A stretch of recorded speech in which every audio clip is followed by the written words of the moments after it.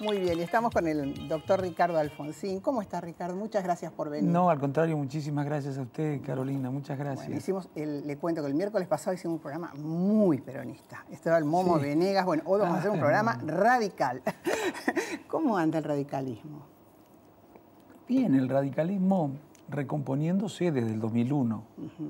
Después del 2001 tocamos fondo. No nos hemos recuperado al ritmo que nos hubiera gustado, pero tengamos en cuenta que en el 2003, no como por responsabilidad de quienes eran los candidatos que dieron la vida, por la crisis del partido, en el 2003, digo, sacamos el 2% de los votos. En el 2007 no pudimos ir con candidatos propios, no porque no nos gustara, sino porque teníamos miedo de ir con candidatos propios, repetir los guarismos del 2003 y dificultar mucho más la recuperación del partido. En esta ocasión sacamos el 12% de los votos.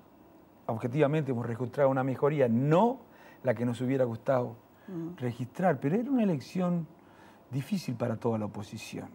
Un poco, para decirlo de manera gráfica y simplificando, las elecciones, dicen algunos, no se ganan, se pierden, la pierden los gobiernos cuando los problemas no se pueden resolver o cuando hay problemas económicos.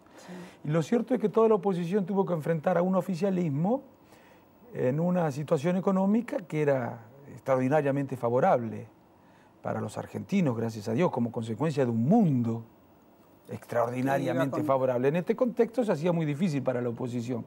¿Y cómo ve hoy, doctor Alfonsín, a ese mundo, a esas condiciones, a las decisiones que se están tomando en el Parlamento a propósito de modificaciones en el Banco Central? Yo veo... Sí, bueno, el mundo cambia y no favorablemente. Decíamos nosotros durante la campaña, hay que tener cuidado, hay que hacer las cosas de manera tal que si el mundo cambia estemos preparados para enfrentar sin mayores sobresaltos esos cambios. Durante 8 o 9 años debíamos haber hecho algunas cosas para prepararnos para cuando el mundo cambiara. Creo que no las hicimos, en energía, en transporte, en industrialización. Cometimos algunos errores que eran disimulados porque el mundo era extraordinariamente, nunca había sido desde 1810 tan favorable para América Latina. Ahora empiezan a notarse los errores. Ahora, por ejemplo, se nota el despilfarro, el déficit, ya no hay caja a la que apelar. Primero apelaron al ANSES, después al PAMI, después al Banco Nación, ahora a la emisión con las reformas del Banco Central que lo habilitan a emitir el doble casi por adelantos transitorios, ¿no? En el aspecto interno, dentro de la Unión Cívica Radical, usted lo sabe, a lo mejor tanto como yo, hay algún tipo de autocrítica de algunos sectores a propósito de a lo mejor de no haber realizado primarias, de no haberse sometido al afiliado, digo yo, histórico, tradicional de la UCR, a que pudiera elegir cuál era su candidato. ¿Usted hoy siente que tal vez siente que tiene que hacerse, en primer lugar le diría, alguna autocrítica por eso? ¿Siente que fue portador de apellido? ¿Siente que a lo mejor los resultados hubieran sido otros? Yo, mire, hay mil cosas que uno tiene que corregir. Uno hace lo que piensa que es lo mejor y todo lo que uno puede dar, lo da. Yo le aseguro que hice todo lo que creía que debía hacer. Si cometí errores, por supuesto, fueron errores que no fueron a sabiendas. Ahora, vamos a ver,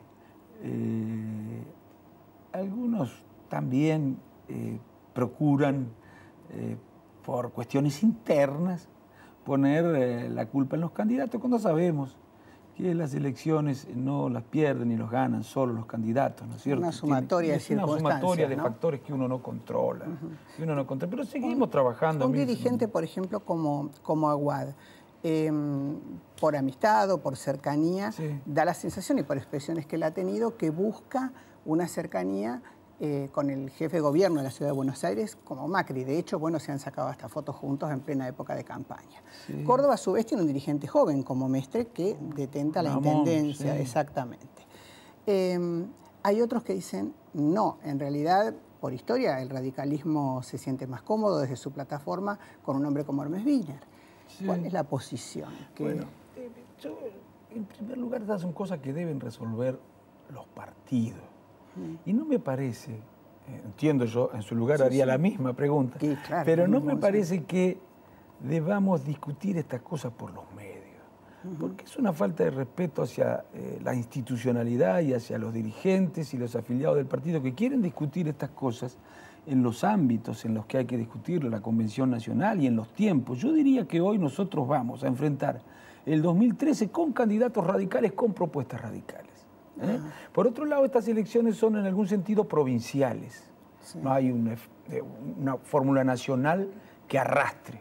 O sea, sin alianzas. Sin alianzas, bueno, pero habrá que ver en cada provincia, porque al ser también elecciones en algún sentido provinciales, cada una de las provincias tiene autonomía para definir sus políticas de alianzas, así que habrá que ver.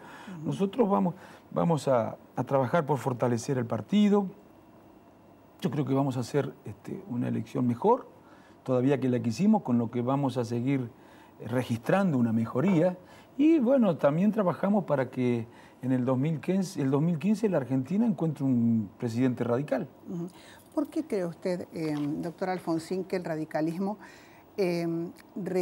hablando de los guarismos a los que usted hacía referencia, ¿no?, retrocede en la vida institucional del país en presencia? A eso me refiero.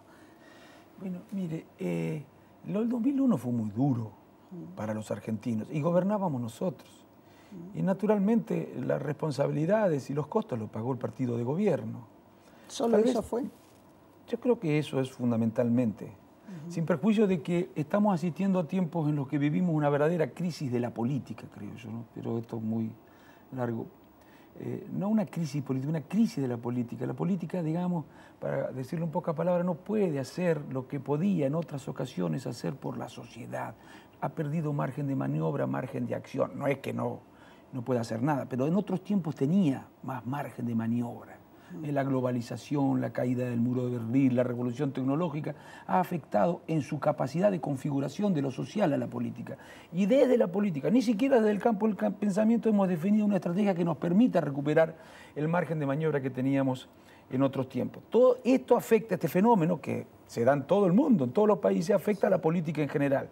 Actores fundamentales de la política son los estados, los gobiernos, los sindicatos, los partidos políticos están afectados en su legitimidad en todo el mundo. Ahora, nosotros, además, sufrimos la consecuencia de la crisis del 2001, una circunstancia pocas veces vivida en la Argentina. Estalló el país en aquella ocasión. Yo creo que nosotros no fuimos capaces de desactivar las bombas, pero las bombas no las prendimos nosotros. Pero eso es una discusión, en todo caso, que le puede interesar ahora a los académicos. No creo que la gente vote demasiado pensando en quién encendió la bomba, cuándo estalló la bomba, si podía haber estallado antes o si teníamos chances de desactivarlas o no.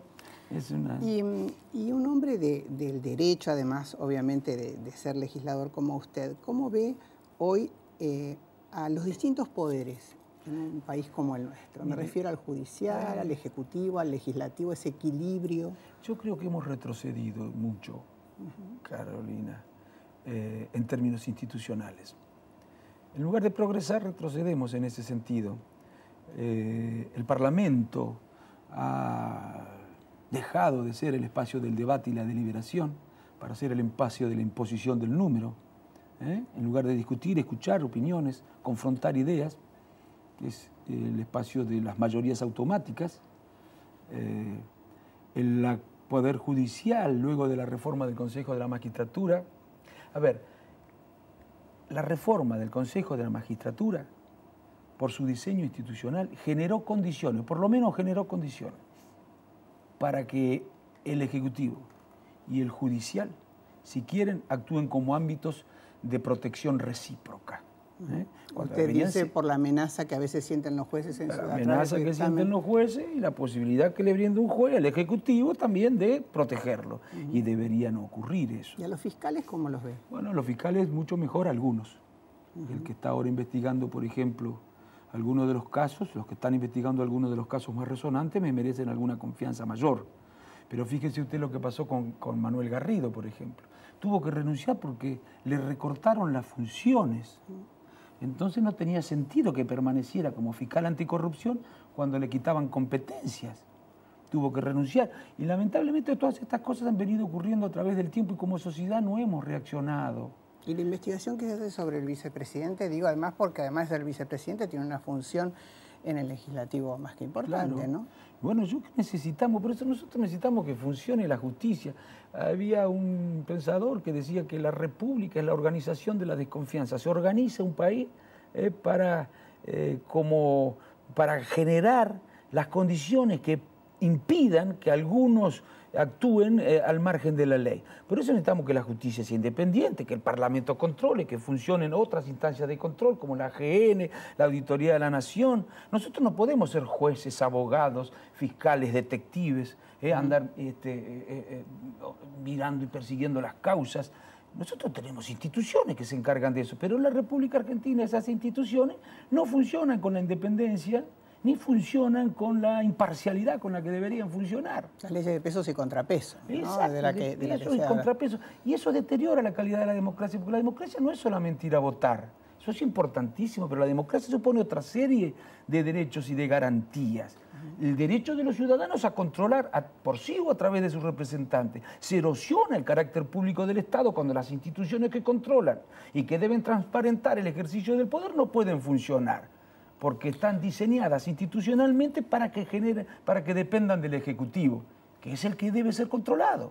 Yo hacía en memoria en el programa anterior, doctor Alfonsín, a propósito de lo que nos pasaba en nuestra juventud, cuando toda era la esperanza del advenimiento de la democracia, donde algunos de mis compañeros militaban en el radicalismo, en donde dije, un joven abogado de la provincia de Buenos Aires había aparecido en escena, porque hasta ese momento, sí, claro, Balbín era un poco el patriarca, y en donde otros, que a lo mejor también no proveníamos de hogares peronistas, pero también teníamos esa idea de que el peronismo había quedado inconcluso en sus postulados, ¿no? ¿Qué pasa hoy con la juventud dentro del radicalismo? Porque parece que el kirchnerismo ha encontrado la vuelta, ¿no? Yo en principio creo que todavía una proporción muy importante, lamentablemente, de la juventud tiene, como la sociedad, mantiene ciertos niveles altos de escepticismo, de apatía, de incredulidad con relación a la política. Todavía para mí estamos en esa situación, no solamente en la Argentina, en el mundo.